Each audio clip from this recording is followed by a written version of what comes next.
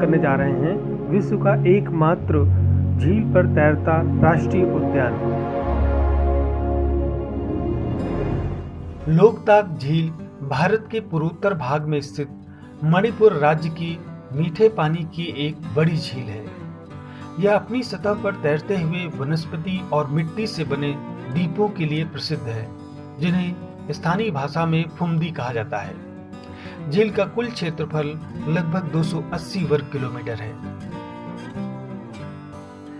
इस झील पर गोल आकार के छोटे छोटे तैरते जमीन के टुकड़े हैं, जो देखने में बेहद ही खूबसूरत लगते हैं। इन्हें स्थानीय भाषा में फुमदी कहते हैं। ये तैरते आइलैंड मौसम के हिसाब से साइज और शेप में बदलते भी रहते हैं। ये आइलैंड स्पंजी हैं और इनका आइसबर्ग की तरह 80% हिस्सा पानी के अंदर रहता है। फुमदी झील में तैरते रहते हैं और इन पर सैकड़ों किस्म के पशु, पक्षी और पौधों की प्रजातियां निवास करती हैं। झील पर सबसे बड़ा तैरता द्वीप केबुल लामजाओ है और इसका क्षेत्रफल लगभग 40 वर्ग किलोमीटर है।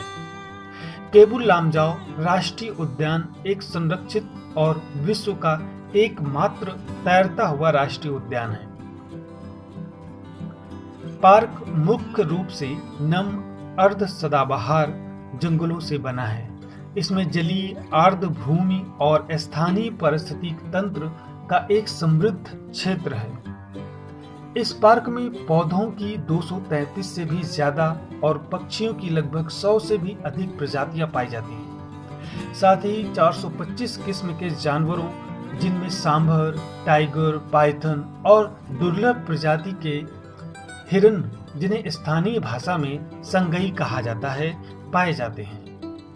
ये पार्क 1966 में सेंचुरी घोषित हुआ था और फिर 1977 में इसे नेशनल पार्क बनाया गया। झील के बीच में एक बड़े फुमदी पर तैरता हुआ resort the Sandra tourist home है।